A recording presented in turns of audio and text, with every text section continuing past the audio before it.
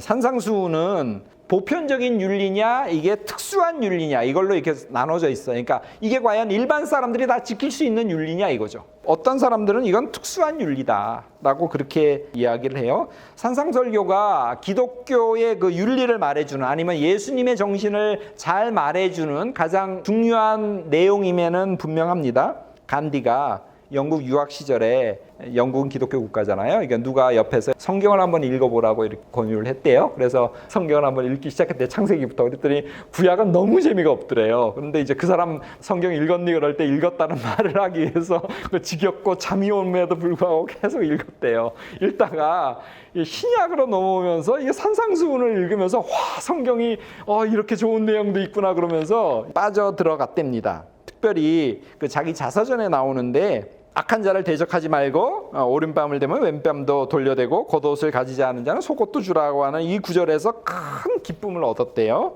인도의 바가마드 기타, 그 힌두교 경전이죠. 그것하고 이 기독교의 정신이 이 산상수훈하고 어떻게 연결시킬 수 없을까? 그런 것들을 되게 이제 젊은 시절에 영국에서 굉장히 많이 이제 고민하면서 기독교에 굉장히 호의를 느꼈다고 합니다. 고대 교회에서는요, 그 산상수훈을 그리스도의 법이라고 이해하고 이제 문자 그대로 지키려고 굉장히 많이 노력을 했대요. 그래서 알렉산드리아의 오리기네스는 범죄하게 하려거든 그걸 다 뭐 잘라버려라. 뭐 눈이 범죄하려면 눈을 뽑아버려라. 한눈 없이 천국 가는 게 두 눈 갖고 지옥 가는 것보다 더 낫다. 이런 말씀이 있지 않습니까? 그런 거에 의해서 오리기네스는 스스로 보좌가 됐다 그래요. 유대한 교부 아우구스티누스는 심령이 가난한 자에 대해서 이제 설교를 하면서 왜 가난하게 되는 것을 두려워하느냐 막 그러면서 청중을 굉장히 꾸짖었답니다. 그러면서도 이제 나중에는 가난하게 되는 것에 두려워하는 것보다는 오히려 더 죄 짓는 것에 대해서 더 두려워해야 된다. 뭐 이런 식으로 이제 설교를 했다 그래요.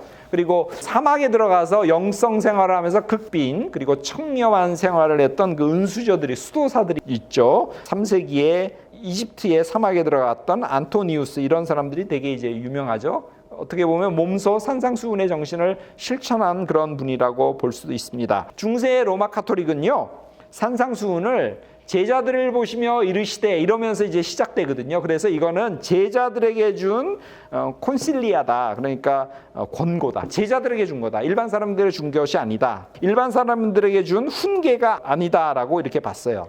그래서 산상수훈은 누구나 지켜야 될 게 아니라 제자가 된 특별한 사람만이 지킬 수 있는 거다. 그리고 지켜야 되는 거다. 특별히 이제 그 수도사들 이제 이런 식으로 가르쳤습니다. 그런데 루터는 이에 대해서 반기를 들면서요. 믿음의 의의가 모든 신자들에게 다 해당되듯이 산상설교도 누구에게나 다 적용이 되는 그런 내용이다라고 이렇게 반기를 들었어요. 루터는 어쨌거나 로마 카톨릭이 이제 반기를 드는 사람이니까 그러면서 모든 사람이 다 지켜야 되는 거다라고 말하지만 그러나 루터도 그 산상설교의 강조점이 윤리의 실천에 있다기보다는 인간의 그 죄를 깨닫게 하는데 더 중점이 있다.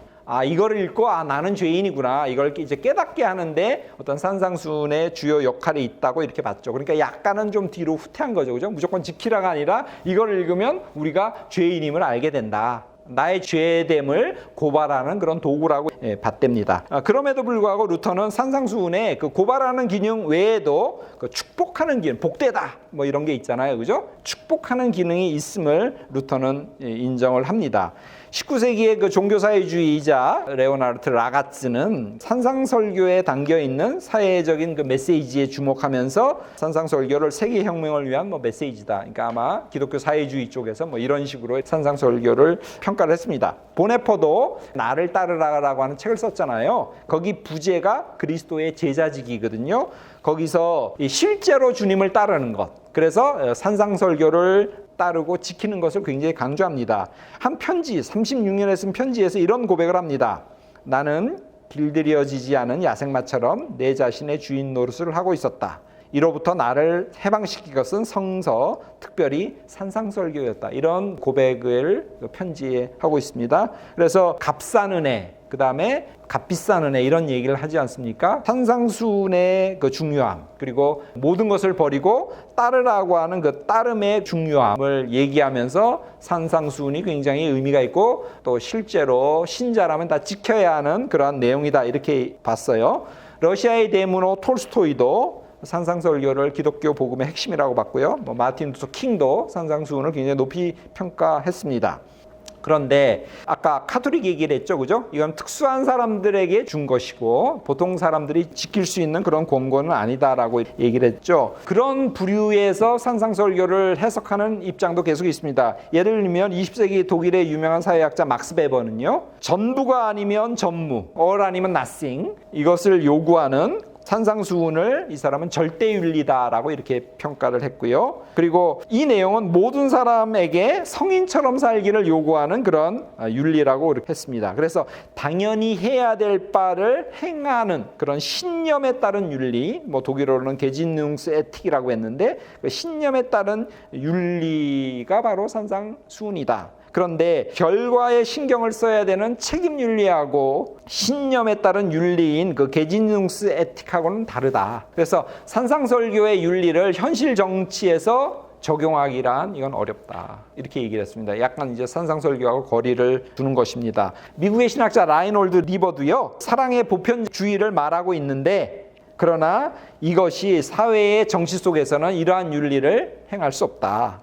그리고 심지어는 뭐라고 얘기했냐면 제일 마지막에 보면 사회의 이익을 위해서는 그 산상설교의 윤리가 오히려 더 위험한 것이다. 이런 식으로 산상설교에 대해서 이건 일반적인 윤리가 아니다. 이렇게 평가를 했습니다. 자, 성서학자들 사이에서도요, 산상설교에 대한 평가가 둘로 나뉘어요. 밀림의 성자라고 하는 알버트 슈바이처 있잖아요. 이 사람은 예수님의 윤리를 중간 윤리라고 이제 봤어요. 인텔림 에식이라고 해서 이거는 궁극적인 완성된 것이 아니라 임시적인 거라는 겁니다. 종말이 얼마 안 남았다는 거를 알고 있는 예수가 결국 이 땅의 그 종말을 더욱더 가속화시키기 위해서 자신을 십자가에 못 박았다는 거예요. 그러면 종말이 올 줄 알고, 그런데 역사의 수레바퀴는 그 십자가에 매달린 예수를 갈갈이 찢고 계속 굴러갔다는 거죠. 그래서 예수는 착각했다는 겁니다.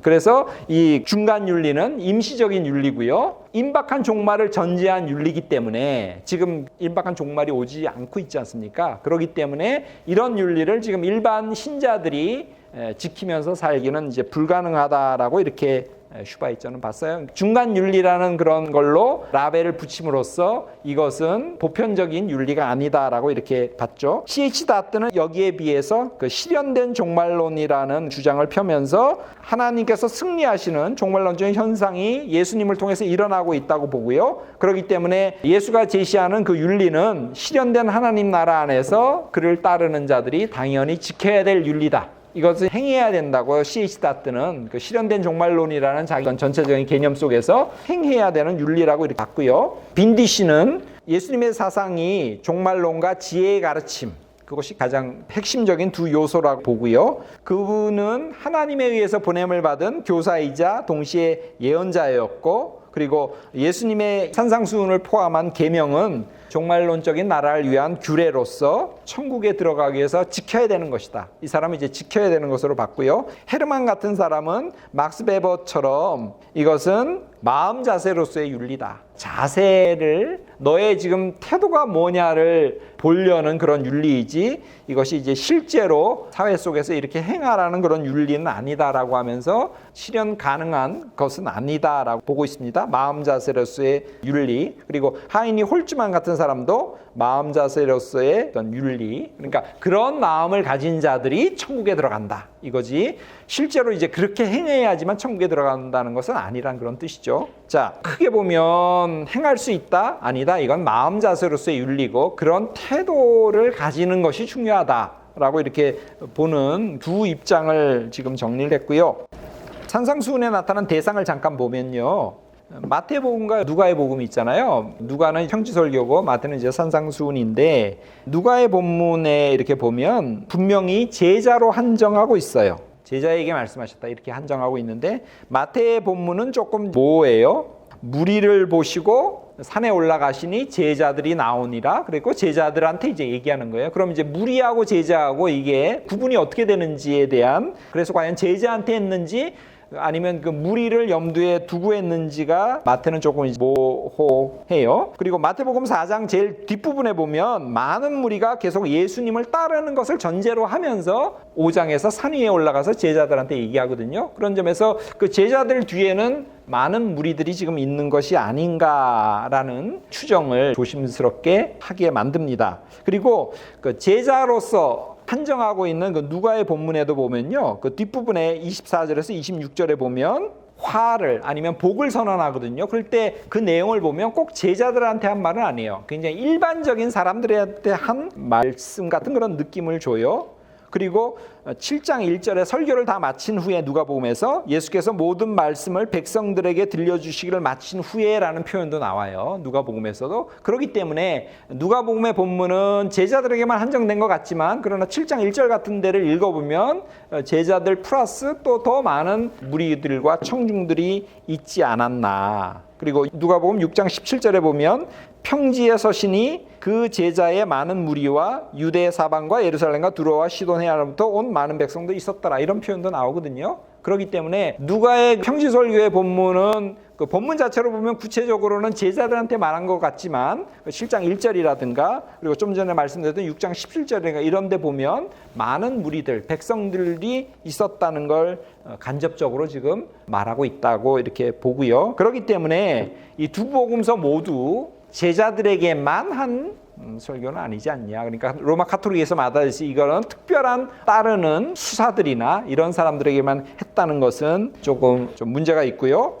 일반인들, 따르는 모든 백성들을 대상으로 한, 그래서 특별히 금욕주의자들이나 내부자용, 따르는 제자들에게만 했던 윤리의 내용으로 보는 것은 오류가 있지 않나 생각합니다. 자, 그래서 전체적으로 한번 정리를 해볼게요. 그 현대 사회에는 더 많은 부를 갖고 싶어 하잖아요. 그리고 어떤 욕망을 자꾸 이제 부추기죠. 탐심을 부추기고요. 그런데 비해서 구약은 가난한 자들에 대한 관심을 계속 가질 걸 얘기하죠. 그리고 하나님은 그 가난한 자들을 잊지 않으시고 그들의 기도를 이제 들으신다고 하면서 계속 고아라든가 과부라든가 나그네한 달래주라고 이야기를 하지 않습니까? 아마 가난한 자들은 아무래도 더 하나님께 더 의지하게 되잖아요. 이제 부자들은 돈이 있으니까 든든한데 가난한 사람들은 오로지 하나님밖에 없기 때문에 상대적으로 하나님과 더욱더 이렇게 가까워질 수 있는 가능성이 더 많죠. 구약은 계속 이런 그 가난한 자들에 대한 어떤 관심을 많이 가지라고 얘기했고 그런 전통들을 이스라엘 사람들은 알고 있었죠. 그리고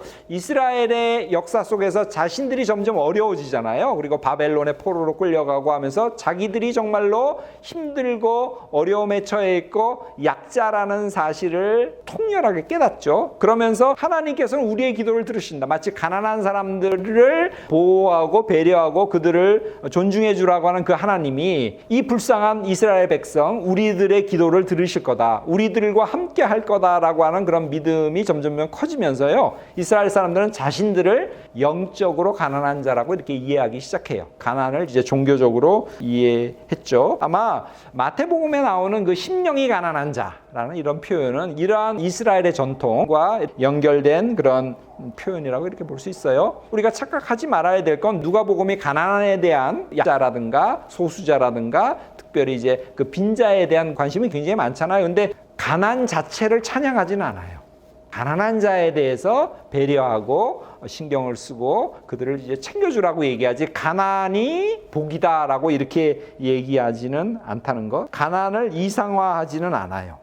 그걸 우리가 하나 생각해야 되고요. 왜 가난한 자가 복이 있냐면 아까도 얘기했듯이 가난한 자는 상대적으로 부자보다 더 하나님을 의지하고 더 하나님께 매달릴 가능성이 많고 실제로 더 그러고 있잖아요. 그런 점에서 그들이 복되다 말합니다. 역사의 흥망성쇠에 따라서 어려울 때라든가 이럴 때 가난을 미덕화하거나 아니면 금욕주의가 대두되기도 하죠. 스토아 철학이라든가 견유학파라든가 이런데 예수님 당시에 보면 그 가난을 아무것도 이제 가지지 않는 것을 찬양하는 전통이 있었죠. 예수님께서 가난한 자가 복이 있다고 말씀하셨지만 예수님 자체는 금욕주의자는 아니셨어요. 왜냐하면 그 대적자로부터 먹고 마시기를 탐하는 자라고 하는 그런 빈정거림을 받을 정도였죠. 그리고 예수님이 계신 곳에는 다 이렇게 잔치가 벌어져요. 그러니까 먹자판이죠. 사람들이 풍족히 먹고 배부르게 배부름을 서로 이렇게 느껴요. 금욕주의자도 아니었고 그런 종교적인 철학적인 전통에 예수님이 속하신 분도 아니었습니다. 예수님은 목수였죠. 그러니까 하급 근로자였다고 이제 볼 수 있고요. 그 제자들에게 모든 것을 버리고 따르라고 이렇게 말씀하셨죠. 그렇기 때문에 예수님을 비롯한 그 무리들은 항상 물질적인 공궁 속에 있었습니다. 오죽 배가 고팠으면 그 안식일에 밀 이삭을 잘라 먹을 정도로 늘 굶주렸죠. 그러나 예수님을 따르는 많은 사람들은 주님 안에서 그 희망의 빛을 발견하죠. 그리고 그에게 소망을 품고 그를 따르죠. 근데 대부분 가난한 사람들이 따랐죠. 예수님은 이들을 불쌍히 여기셨고 능력을 행하셔서 이들을 배불리 먹이셨죠. 그래서 그들은 미래의 축복된 현실을 미리 맛봤죠. 하나님께서 다스리시는 그 종말론적인 통치가 실현되면 물질적인 공궁 그리고 물질적인 문제가 해결될 거라고 이제 그들은 보고요. 예수님의 천국 잔치, 뭐 식탁 공동체 이런 게 있지 않습니까? 그런 것 속에서 어떤 미래를 잠깐 사람들은 봤습니다. 그리고 그 전까지는 서로 도와줄 것을 예수님께서 계속 말씀하셨죠. 그런 점에서 우리가 예수님을 따른다고 할 때 늘 그 절제 그리고 나보다 상대적으로 더 약하고 가난한 자들을 배려하는 정신이 일단 기독교인으로서는 절대적으로 필요한 것이고요. 특별히 이제 물질적인 풍요 사회 속에서 살고 있는 우리 전체 현대인들에게 이것이 필요해요. 전 세계적으로 1년에 약 80조 달러어치의 가치가 GDP가 창출돼요. 80조 달러면 70억 정도 인구가 충분히 먹고 살 수 있는 그런 정도거든요. 근데 이게 분배가 너무 한쪽으로 쏠리고 한쪽은 너무 없다 보니까 이제 많은 문제들이 일어나고 있지 않습니까?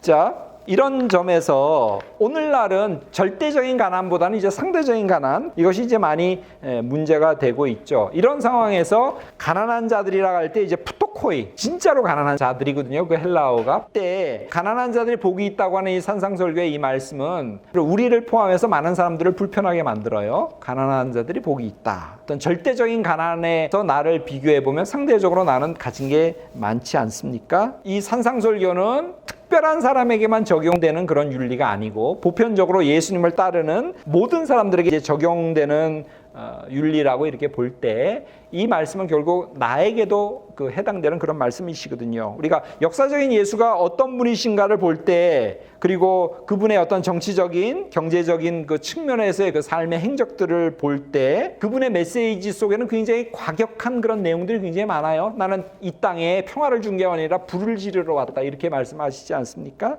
내가 온 것은 사람이 그 아버지와 딸이 어머니와 그리고 며느리와 시어머니가 불화하게 하려 함이라 이렇게 말하죠. 복음이 들어갈 때 믿는 사람이 생기면 안 믿는 가족들이 그를 탄압하죠. 그럼 그 가정에 분란이 일어나고 불화가 일어나지 않습니까? 나는 그러려고 왔다는 거예요. 이 세상에 평화를 주러 온 것이 아니라 불을 지르러 왔다고 이렇게 말씀하시죠. 예수님은 되게 과격하신 분이셔요. 2000년이 지나면서 그걸 계속 우리가 유화시키고 우리가 받아들이기 좋게 만들었지 사실은 가까이 하기에는 너무나 먼 당신이 바로 예수님이 아닌가 싶어요. 굉장히 과격하신 삶을 사셨잖아요. 그리고 그런 삶을 우리한테 지금 요청하고 계시지 않습니까? 임박한 그 하나님 나라의 현실 속에서 근원적인 회개를 촉구하고 계시는 것이 그분의 선포의 내용이죠. 집을 떠나서 방랑하고 살았죠. 예수님처럼 불효자식이 없잖아요. 그죠? 장남인데 아마 아버지는 일찍 돌아가신 것 같고 모든 기대가 그에게 있는데 몰랑 그러고 이제 나와볼 가출한 거 아니에요? 마리아와 자기 형제들이 찾아오니까 제자들이 저 어머님 오셨는데요. 그러니까 누가 내 형제요 자매냐? 아버지의 뜻대로 하는 자가 내 형제에 대합니다. 이래버리잖아요. 그 마리아의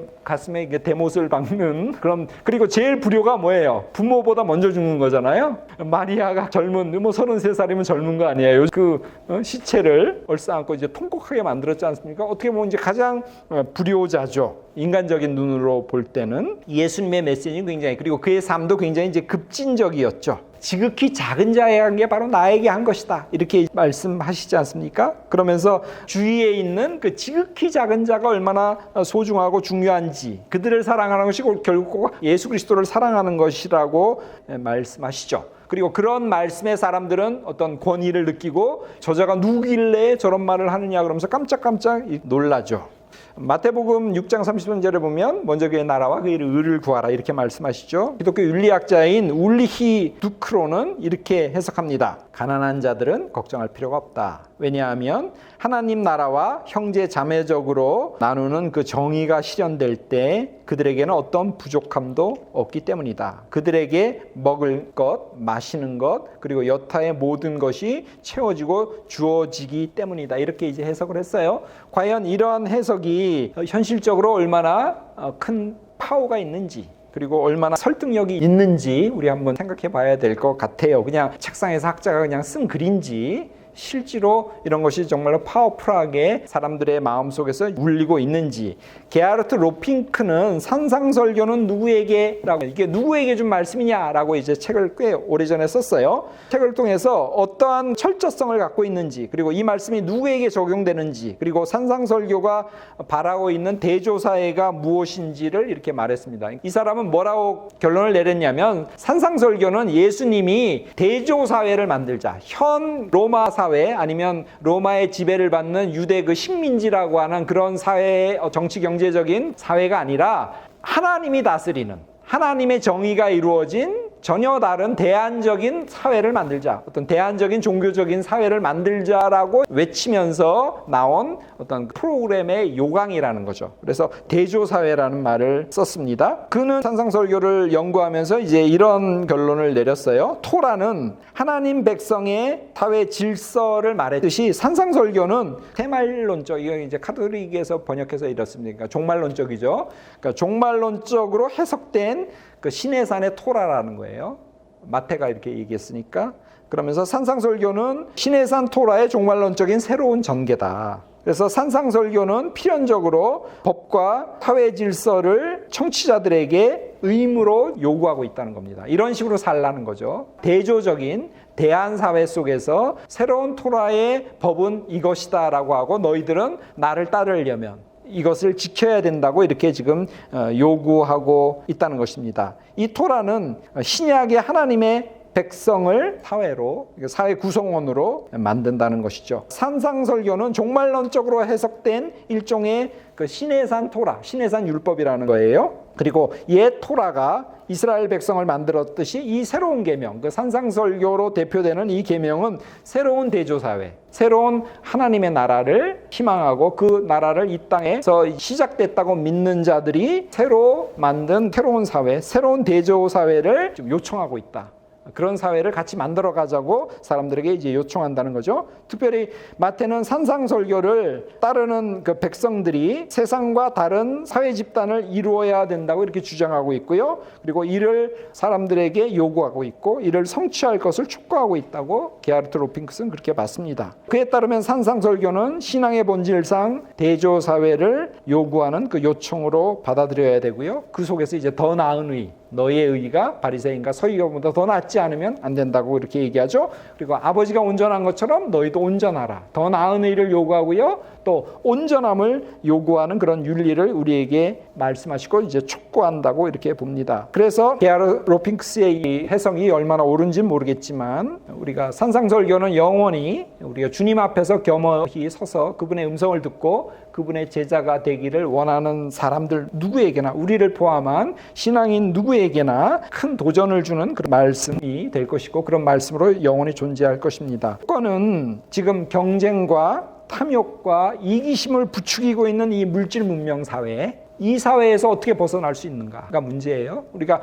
이 시스템 안에 있는 한 우리도 여기에 어떤 논리에 벗어나기가 굉장히 힘들죠. 신은 없다고 하는 그 세속화된 조류에 휘둘리지 않고 진정한 영성을 계속 유지할 수 있는 게 뭘까? 그리고 그 방편으로서 우리가 대조사회라는 얘기를 했잖아요. 공동체를 만들어야, 혼자로서는 이 거대한 조류나 흐름이나 물결 속에 우리가 버텨낼 수 없거든요. 함께 같이 해야 되는데, 예수님도 결국 대조사회를 만들자고 이제 하는 건데, 이 거룩한 공동체의 회복, 거룩한 공동체가 결국 교회잖아요. 그죠? 근데 지금 교회는 형식적으로만 교회고, 어떤 이 거대한 조류 속에 대항하는 하나의 대조사회로서의 영적인 공동체, 그걸 못하죠. 그냥 세상 안에 잠시 일요일 날 몇 시간 와서 그냥 예배드리고 11조 잠깐 하는 걸로 모두 의무를 다했다고 생각하죠. 전혀 다르게 사는 삶의 방식을 가진 자들의 공동체가 되어야 될 건데, 그리고 우리가 농사를 지을 수는 없잖아요. 지금 신몬는 배우는 육체적인 실천, 근데